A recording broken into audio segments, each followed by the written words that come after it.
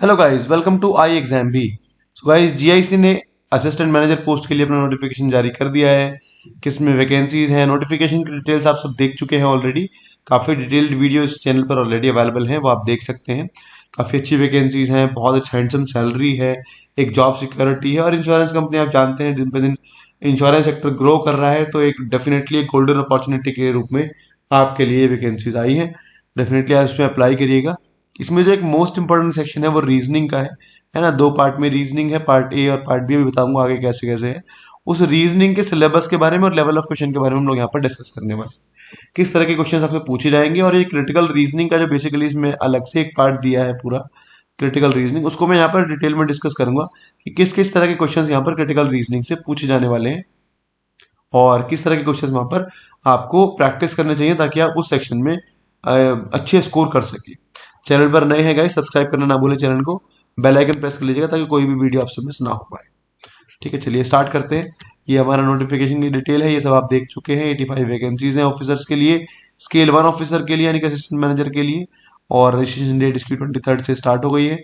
आप इसमें अपना रजिस्ट्रेशन करके और अपना एग्जाम के लिए तैयारी शुरू कर दीजिए, क्योंकि इसमें टेंटेटिव डेट जो ऑनलाइन एग्जामिनेशन की है वो फरवरी है ना। फरवरी में इसका एग्जाम हो जाएगा, फरवरी मिड में मानिए, क्योंकि 20 12 तो इसकी लास्ट डेट है फिल करने की, है ना। तो 12 मान इसकी लास्ट डेट है, तो फरवरी के स्टार्टिंग 10th के आसपास आप मानिए कि इसका एग्जाम जो है शेड्यूल्ड हो जाएगा। ज़्यादा दिन नहीं है, 2 महीने से भी कम टाइम है। और उसमें एक अच्छे खासे एग्जाम की तैयारी करना एक अच्छा खासा टास्क है। तो उसको कैसे थोड़ा सा अचीवेबल बना सकते हैं, कैसे रीजनिंग में थोड़ी सी हम अपनी तैयारी को बूस्ट कर सकते हैं, वो चीज़ें हम इसमें डिस्कस करने वाले हैं। यहाँ पर देखिए, आज़ाद हिंदी ऑफिसर के लिए यहाँ पर क्या चीज़ है। पार्ट ए में है और पार्ट बी में है रीजनिंग। पार्ट बी में जो रीजनिंग है उसमें 20 मार्क्स का उसका वेटेज है, वो नॉर्मल रीजनिंग है, टेस्ट ऑफ रीजनिंग। इसमें पहले मैं इसी को बता देता हूँ आपको। यहाँ पर जो इसमें जो सिलेबस रहने वाला है वो जनरल बैंकिंग का जो सिलेबस या इंश्योरेंस सेक्टर का जो सिलेबस रहता है वो यहाँ पर पूछे जाने वाले हैं। जैसे कि हमारे हो गए ब्लड रिलेशंस, डायरेक्शंस, इन सब से क्वेश्चंस आपको पूछे जाएंगे। पजल्स, सिटिंग अरेंजमेंट्स, ठीक है, कोडिंग डिकोडिंग, ये जो हमारे बेसिक चैप्टर्स रहते हैं, यहाँ से आपको क्वेश्चंस मिलेंगे इस पर्टिकुलर सेक्शन में टेस्ट ऑफ रीजनिंग के। मिसलिनियस क्वेश्चंस में ऑर्डर रैंकिंग हो गया। ये मैं आपको सिलेबस बता रहा हूँ इसका जो सेकंड वाला पार्ट है। जैसे नाबार्ड में भी 20 मार्क्स में नाबार्ड का एग्जाम को आप रेफर कर सकते हैं। वहाँ पर जो 20 मार्क्स का जो रीजनिंग का सेक्शन रहता है, वहाँ पर भी ये जो भी चीज़ें पूछी जाती है इनसे भी सिलेबस में से रहता है, वो एग्जाम आपको रेलेवेंट मिलेगा यहाँ पर पार्ट बी में जो रीजनिंग है 20 मार्क्स का। ठीक है, ये तो हुआ बेसिक बेसिक सिलेबस जो कि हमारा यहाँ पर इस तरीके से इन सभी चैप्टर से पूछे जाने वाला है। ठीक है, order ranking, miscellaneous, set of letters वगैरह, या फिर अल्फान्यूमेरिक सीरीज हो गया। इस तरह की चीजें जो है जो कि हमारा नाबार्ड एग्जाम में पूछा जाता है, उस तरह का ही यहाँ पर आपको यहाँ पर एग्जाम देखने को मिलेगा रीजनिंग का।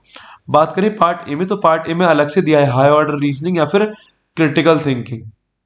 इसको मैं यहाँ पर डिटेल में डिस्कस करने वाला हूँ गाइस। ये है हमारा जो बैंकिंग में एनालिटिकल रीजनिंग के नाम से पूछा जाता है, एनालिटिकल रीजनिंग। इसमें पूरा थियोरेटिकल रीजनिंग रहेगा, है ना। प्रैक्टिकल मतलब जो ये सॉल्व करने वाला है, पजल, सिटिंग अरेंजमेंट्स, इस तरह की चीजें ना मिलके आपको पूरा का पूरा एनालिटिकल रीजनिंग मिलेगा, जिसमें कि कुछ टाइप्स रहते हैं क्वेश्चंस के। ठीक है, तो इसको यहाँ पर डिटेल में डिस्कस करते हैं कि ये एक सेक्शन क्या है, क्योंकि इसका 40 मार्क्स का वेटेज है। 40 क्वेश्चन 40 मार्क्स के पूछे जाएंगे। वेटेज भी इसने काफी अच्छा कैरी किया हुआ है, आप देख सकते हैं 40 मार्क्स का वेटेज है। इसमें जितना ज्यादा स्कोर कर लेंगे सिलेक्शन के, उतना ही पास पहुंच जाएंगे। बहुत ही इंपॉर्टेंट है इसको सेक्शन को क्लियर करना। देखते हैं क्रिटिकल रीजनिंग में किस किस टाइप के क्वेश्चंस आपसे पूछे जाते हैं, फिर बाद में मैं आपको एक क्वेश्चन भी दिखाऊंगा किस तरह के क्वेश्चन आपको एग्जाम में पूछा जाएगा। तो गाइस, पहली बात तो ये रेफर कर लो कि ये एनालिटिकल रीजनिंग है जो हमारे बैंक पीओ के मेंस एग्जाम में पूछा जाता है, वही सेम यहाँ पर पूछा जाने वाला है। क्या क्या क्वेश्चन है देखे जरा। तो क्रिटिकल रीजनिंग में क्या क्या चीजें हैं, सबसे पहले अगर बात करें तो इन्फेरेंस वाले क्वेश्चन है। स्टेटमेंट इन्फेरेंस, एक आपको स्टेटमेंट मिलता है या कुछ पैराग्राफ मिल जाएगा, उसके बाद ऑप्शंस में आपको कुछ स्टेटमेंट्स मिलेंगे।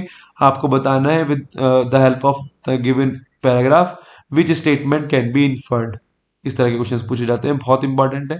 इस तरह का क्वेश्चन मैं आपको दिखाऊंगा भी अभी आगे। सेकेंडली बात करें तो रहता है कॉन्क्लूजन क्वेश्चंस। पूरा एक पैराग्राफ रहेगा, उस पूरे पैराग्राफ का कॉन्क्लूजन, वो 5 ऑप्शंस देंगे, उनमें डिफरेंट डिफरेंट कॉन्क्लूजन होंगे। आपको चूज करना है जो बेस्ट रहने वाला है वहां पर कॉन्क्लूजन से रिलेटेड। तो ये बहुत इंपॉर्टेंट है। थर्डली जो इंपॉर्टेंट रहने वाला है cause and effect, super most important है। कुछ कुछ तरह के क्वेश्चन मिलेंगे, हो सकता है आपको 3 क्वेश्चन इसके, 3 क्वेश्चन इसके, 5 क्वेश्चन इसके। ये कॉज एंड इफेक्ट बहुत ज्यादा आता है एग्जाम में। एक पूरा कॉज देंगे, उसका इफेक्ट पूछेंगे, या फिर इफेक्ट दे देंगे, उसका कॉज पूछेंगे। इस तरह की चीजें रहती हैं ऑप्शंस में। नेक्स्ट स्ट्रेंथन आर्ग्यूमेंट, एक पूरा आर्ग्यूमेंट देंगे, बाद में कुछ ऑप्शंस देंगे और पूछेंगे आपसे कि इनमें से कौन सा ऑप्शन या कौन सा स्टेटमेंट जो हमारा आर्ग्यूमेंट है उसको स्ट्रॉन्ग कर रहा है, उसको स्ट्रेंथ कर रहा है।